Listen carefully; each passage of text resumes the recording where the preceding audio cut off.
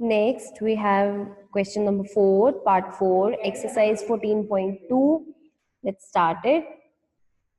It's given x raised to power 4 minus x minus z raised to power 4. So it's also same as the previous one. Again, we have given power 4, so we'll change in power 2. Like this, x raised to power 2 minus x minus z raised to power 2 raised to power 2. Right? Now we can apply the identity here, a square minus b square, where a will be taken as x square, b will be taken as x minus z square. So it will be a plus b, जहाँ पे a है x square, b है x minus z square, और a minus b, that is x square minus x minus z square. ठीक है, तो इसके बाद क्या करेंगे, आप इसको एज इट इज रख सकते हो द फर्स्ट वन को, और आप इसको ओपन कर सकते हो, x square plus x minus z square into x square minus c, it's x square minus x minus z square, again it's of the form a square minus b square, so it will be a plus b into a minus b. ठीक है, so it will be a plus b, that is x plus x minus z, will keep the bracket also, into x minus z. Now we'll open the bracket, x square plus x minus z square into x plus x minus z, bracket के बाहर plus है, sign change नहीं होंगे, x minus x plus z, bracket के बाहर minus, तो sign change हो जाएंगे. Now we'll solve it, x cancel, यहाँ पे x प्लस x क्या हो जाएगा 2x, तो आप इस आंसर को आप लिख सकते हो like x square plus x minus z square as it is into x plus x हो गया 2x minus z into z only. So ये आपके पास फैक्टर्स हो गई. वन मोर थिंग, आप इसको ओपन भी कर सकते हो और नहीं भी. ठीक है, अगर आप चाहो तो x माइनस जेड स्क्वायर को ओपन कर सकते हो, अदरवाइज आप इसको ऐसे भी लिख सकते हो, आपका गलत नहीं होगा. ठीक है, if you will open x minus z square तो इसके साथ सॉल्व हो जाएगा x स्क्वायर के साथ.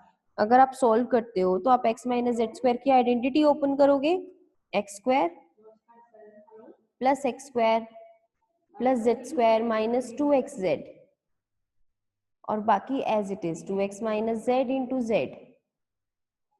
ठीक है, यहाँ पे हो जाएगा x square plus x square 2x square, 2x square plus z square minus 2xz into 2x minus z into z. So this is also right answer and this is also right answer, both can be given. Next, fifth part is a raised to power 4 minus 2a square b square plus b raised to power 4. Right? Here again we have to apply the identity and we have to factorize. So again 4 को हम square में change करेंगे, a square का square, ठीक है, plus b square का square, right, minus 2a square b square. So what is the difference here कि यहाँ पे a के प्लेस पे a स्क्वायर है, बाकी तो मेरे पास सेम आइडेंटिटी बन रही है. a square plus b square minus 2a भी होता है, यहाँ पर a स्क्वायर का स्क्वायर प्लस b स्क्वायर का square minus 2a square b square है. तो सेम करेंगे, see a square plus b square minus 2ab is equal to a minus b whole square. ठीक है, तो अगर आपके पास यहाँ पे स्क्वायर का भी स्क्वायर हो जाएगा, here also square, here also square, then here will also be square. So हम यही करेंगे यहाँ पे, सी. सो सेम हियर, यहाँ पर क्या हो जाएगा हमारे पास a square minus b square का square, a minus b square होता है ना, तो यहाँ हो जाएगा a square minus b square का स्क्वायर.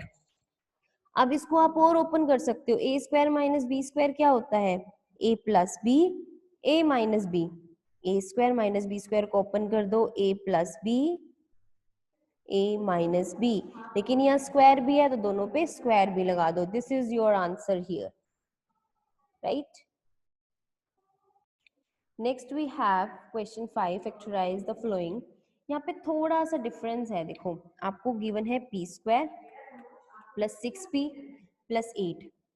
जब आप इसको आपको फैक्टराइज करना होता है, जहाँ पे आपको कुछ इस तरह का दिया होता है, तो आपने एक 14.2 का फर्स्ट क्वेश्चन भी किया था, जहाँ आपने आइडेंटिटी अप्लाई की थी.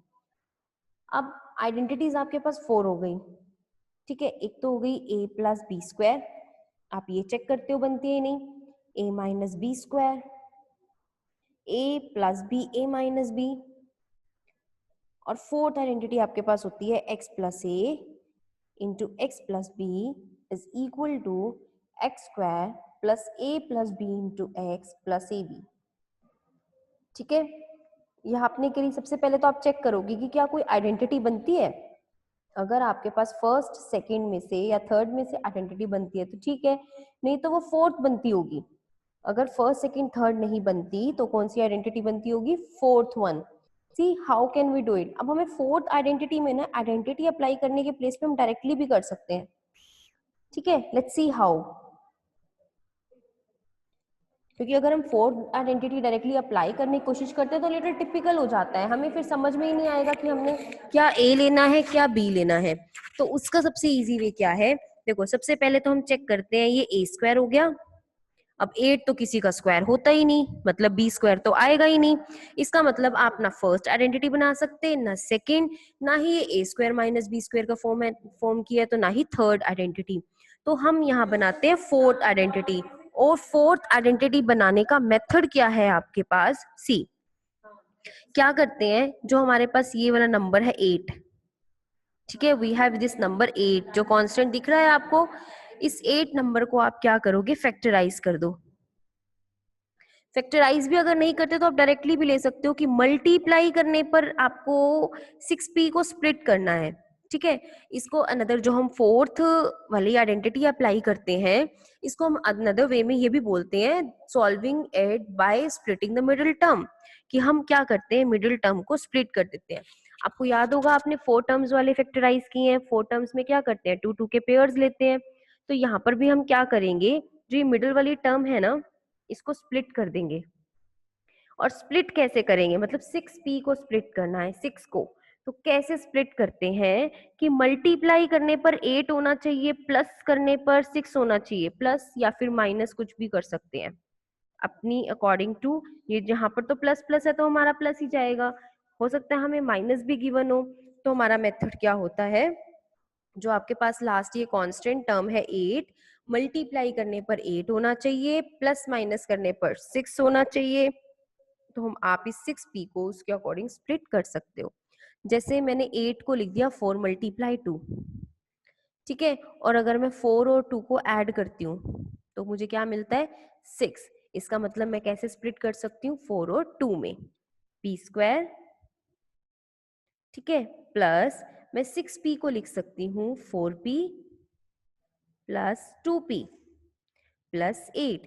अगर मैं इसे फोर्थ आइडेंटिटी से ही करूं तो मैं इसको ऐसे लिखूंगी p square 4 plus 2 into P plus 4 into 2.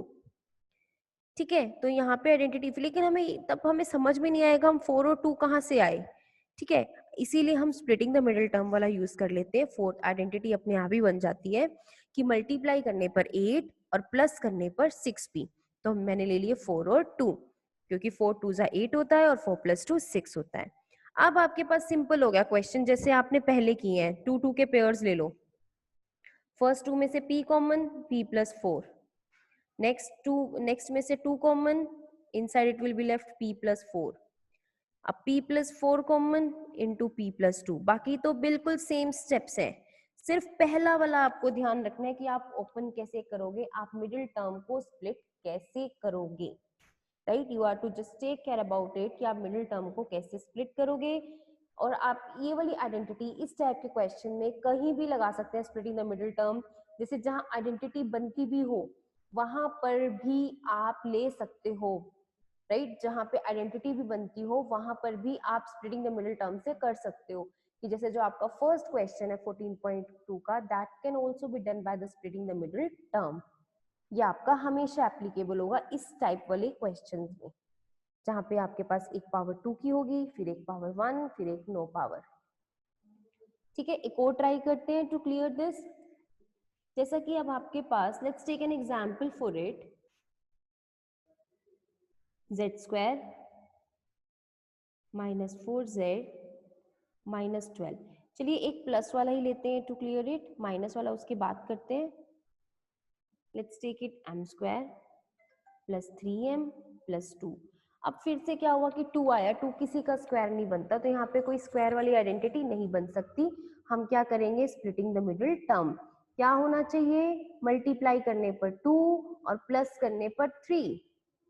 करते हैं इसको, m², इसका मतलब मैं 2 को लिख सकती हूँ 2 और 1 में इसको स्प्लिट कर सकती हूँ। 2 मल्टीप्लाई 1 2, 2 प्लस 1 3, तो मतलब मैं 3m को क्या लिख सकती हूँ, 2m प्लस 1m और प्लस 2 एज इट इज। अब मेरे पास सेम स्टेप हो जाएंगे, 2 2 के पेयर्स ले लिए, m कॉमन तो m प्लस 2, 1 कॉमन तो इनसाइड m प्लस 2। अब इन दो टर्म्स में से m प्लस 2 कॉमन, तो क्या रह गया, m plus 1, and this is answer, m plus 2 into m plus 1।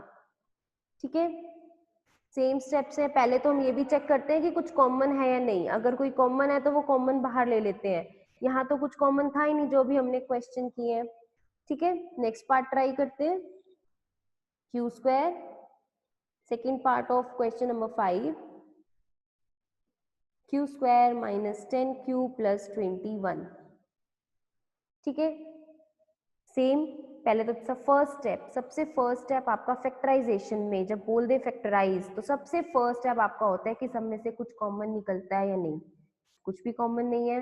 फिर सेकंड स्टेप कि क्या कोई आइडेंटिटी बनती है या नहीं, तो यहाँ पे q² है या 21 तो किसी का स्क्वायर होता ही नहीं, तो नहीं बनती आइडेंटिटी।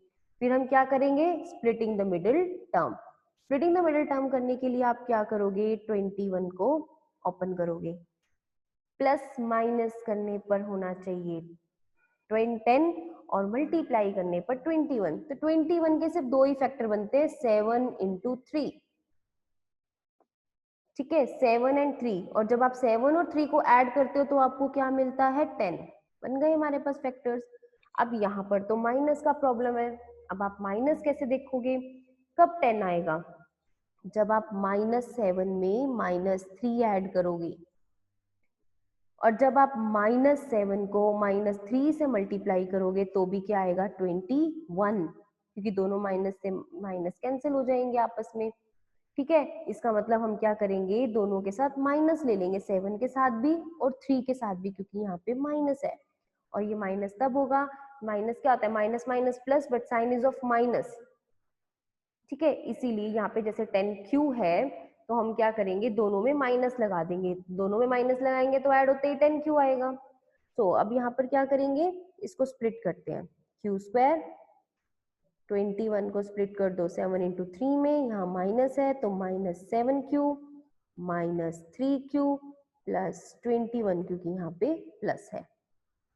अब पेयर्स बना दो, q common, q -7 -3 common, q बाहर माइनस कॉमन लिया तो अंदर साइन माइनस, 21 से 3 डिवाइड करोगे 7। अब q -7 कॉमन, क्या रह जाएगा, q -3। This is your answer. Now the last part of this question is third part,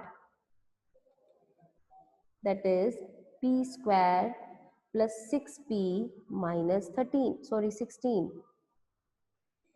ठीक है, सेम। अब यहाँ पर तो ये स्क्वायर भी बन रहा है 4 का। अब ट्राई करते हैं, देखो आइडेंटिटी बनती है नहीं, वैसे तो आप स्प्लिटिंग द मिडिल टर्म से तब भी कर सकते हो अगर आइडेंटिटी बनती हो कोई फर्स्ट सेकंड में से, बट स्टिल हम यहाँ चेक कर लेते हैं, ये p², ये अच्छा। अब देखो सबसे बड़ी गलती, हम चेक करने का फायदा ही नहीं हमें, क्योंकि यहाँ माइनस है, माइनस तो होता ही नहीं आइडेंटिटी में, p क्या होता है, a² प्लस b² होता है। अगर 4² के आगे क्या होना चाहिए, प्लस होना चाहिए, नहीं बनती आइडेंटिटी। अब क्या करते हैं, splitting the middle term, multiply करने पर 16 होना चाहिए, इवन -16 होना चाहिए और प्लस माइनस करने पर 6 होना चाहिए। 16 को ओपन कर दो। अब जब यहाँ पे माइनस होता है ना, तो आपके पास मल्टीप्लाई में एक प्लस आएगा, एक माइनस आएगा। ठीक है, जैसे मैंने ले लिया 8 मल्टीप्लाई 2 16, और अगर मैं से 8 में से 2 को माइनस करती हूँ तो 6 बन गया। और 8 को -2 से मल्टीप्लाई करते हैं तो -16, मतलब एक पॉजिटिव होगा एक नेगेटिव होगा। और पॉजिटिव किसको लेंगे? ग्रेटर वन को, क्योंकि 6 जो है वो पॉजिटिव है, तो जो बड़ा नंबर है वो पॉजिटिव हो जाएगा। तो अब मैं 6p को कैसे स्प्लिट कर सकती हूँ? p² plus 8p minus 2p minus 16। सी 8p और 2p को सोल्व करोगे तो 6p मिलेगा। 8p को -2p को, मतलब 8 को -2 से मल्टीप्लाई करोगे तो -16 मिलेगा। मतलब मेरे फैक्टर्स ठीक है। ठीक है, अब क्या करेंगे? 2 2 के पेयर्स, यहाँ से p कॉमन, p प्लस 8, यहाँ से -2 कॉमन, p प्लस 8। ठीक है, अब p प्लस 8 कॉमन, क्या रह गया? p minus 2। यहाँ माइनस कॉमन था तो अंदर का साइन प्लस हो गया, और 16 डिवाइड बाई 2 8 हो गया, और हमारे पास क्या रह गया? p plus 8 and p minus 2। These are the factors, and like this we do splitting the middle term.